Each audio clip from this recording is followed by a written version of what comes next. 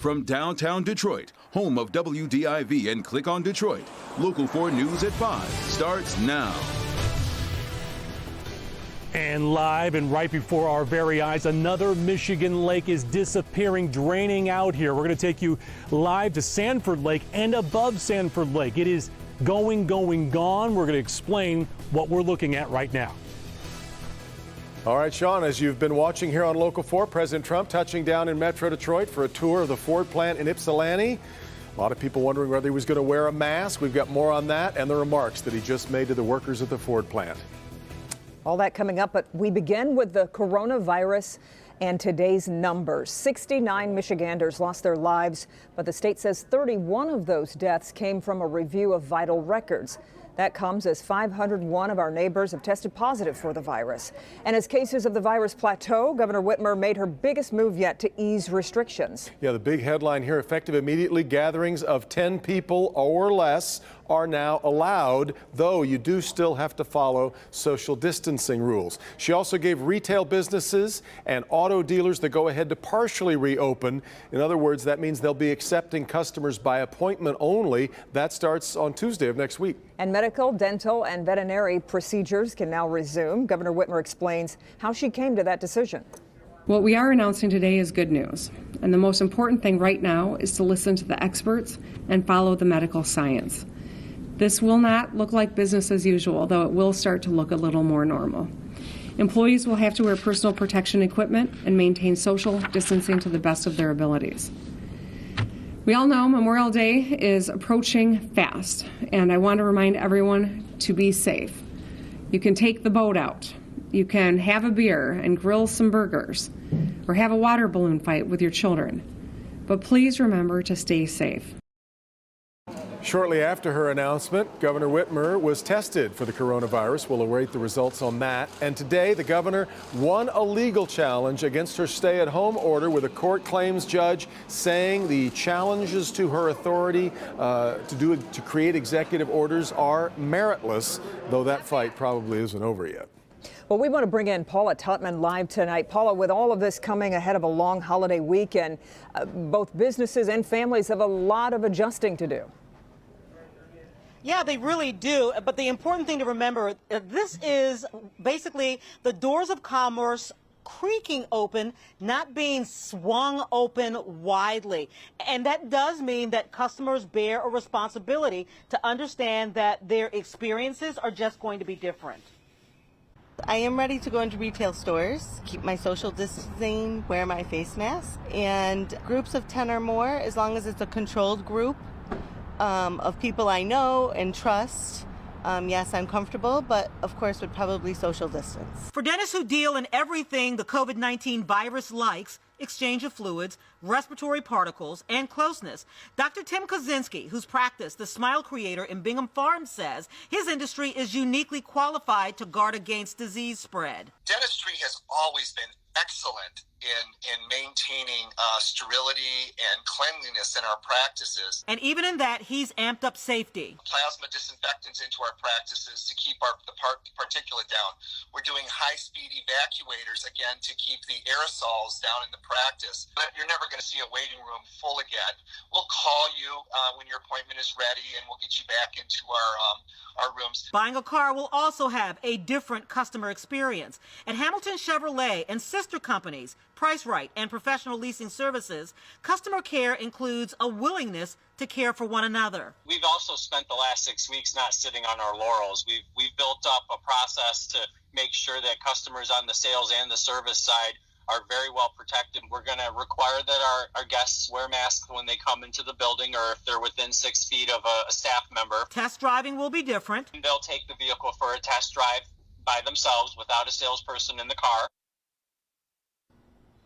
Yeah, so there are definitely some differences. That appointment thing is going to be big. So when you follow the executive orders, that means gone are the days, at least for now, where you can stroll by or you can impulse, go in and do something. You need to make that appointment, and then the person has to let you in and also give you the qualifications to get in, whether that's wearing a mask or what have you. So again, that customer experience is very, very different for everyone's safety, guys. Yeah, certainly a lot to adjust to. Okay, Paula, we appreciate that. And with the restrictions lifted on small gatherings, Dr. Frank McGeorge is in to explain how to do it safely. His report is coming up at 5:30. The other top story at this hour, President Trump in Metro Detroit touring the Ford Rawsonville plant in Ypsilanti. Top Ford executives in masks taking him through the operation to make personal protection equipment. The president wasn't wearing a mask himself, at least not in view of the media. He did pull one out of his pocket to show the cameras, saying he wore it off camera. Let's bring in Rod Maloney, who's live in Ypsilanti. The president just wrapped up his remarks a short time ago. Rod.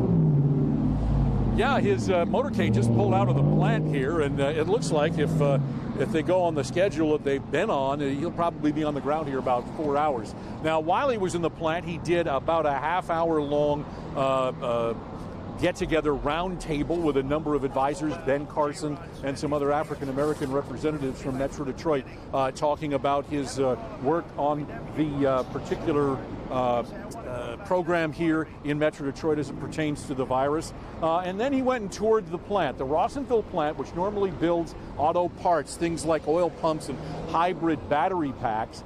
And they have converted to building ventilators for General Electric. And they say that they're going to have about 6,000 of them built here by the first week of June. They converted sort of the arsenal of democracy all over again here at the Rawsonville plant. The president did take the tour, and he had a lot of good things to say about the people who were here, who were volunteering to be part of this effort. The hardworking patriots here today answered the call to serve. You proved that the American worker is built Ford, and you're built Ford tough. And America is very proud of Ford. Right here at the Rawsonville component plant, you're building a great medical arsenal to defeat the virus and cement America's place as the leading manufacturer and exporter of ventilators anywhere in the world.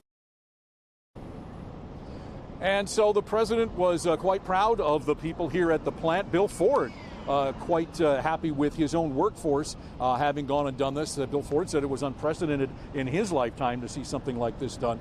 And so the president has come and gone. He's not going to be going to Midland. He's going back to Washington, D.C. now. But he did have quite a lengthy speech, which we carried most of. And he's feeling pretty good about the way this operation went this afternoon. So for now, reporting live in Ypsilanti, Rod Maloney, Local 4. Okay, Rod. Well, what took just a few short hours to destroy is going to take months, even years, to rebuild. This is live video from Drone 4 tonight over the devastation in mid-Michigan as folks get their first look at what's left of their homes. Just learned here in the last hour or so, President Trump has approved the emergency declaration for the flooding in and around Midland. And today, many people living in the small town of Sanford, they returned to nothing left. Our Sean Lay spent the day there as people got their first chance to see devastation up close. Sean. And the devastation continues here. It's a 1-2 punch for those people because they're coming here to Sanford Lake, a lake they absolutely love. And take a look live on your screens right now. Sanford Lake is no more. Take a look out into the middle of the lake. You see the lake bottom right there. We just talked to local officials who said this is all naturally occurring because the levee is doing what it's supposed to do, letting the lake drain out, taking so much intense pressure off of the dam. The dam held up here at Sanford Lake, so this is a slow drain. No emergency has been called for, but people are coming by, taking pictures, and cannot believe their eyes. Also, when they arrived, first thing this morning when the sun came up, they were able to get back to their homes here in Sanford, and what they saw was absolutely devastating. Roads were blocked off, so we couldn't get here until just now, and it's astonishing. I can't believe the devastation. This is the first time Pat and Jerry Perry could walk back into the village of Sanford to check to see if their home of 31 years is still standing. What they saw when they looked around a flooded corner brought Pat to tears. Damage, we don't expect it to be gone. It's something that you can't even fathom. Your whole life is in a house and it's gone. You can see where my house was right there. I had a story and a half right through there. Yeah, I can see my foundation. I think it's gone. My neighbor's house right by it, okay? It went downstream and back it floated down the river and back at the Dollar General. When a dam upriver gave way, a wall of water took much of this village out, including Pat and Jerry's home. The destruction here is simply breathtaking. I'm thankful that everyone is safe.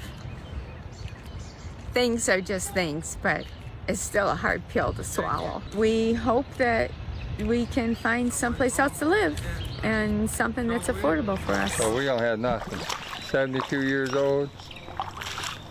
All I got is a camper.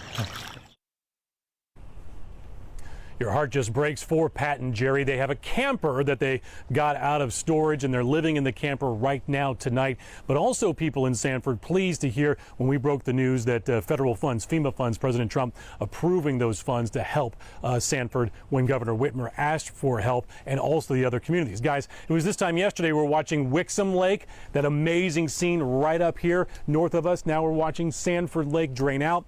People absolutely cannot believe it. We talked to state representative, the local congressman, the Sanford village leader here, the president, also a state rep, and they all have memories here, and some have homes here.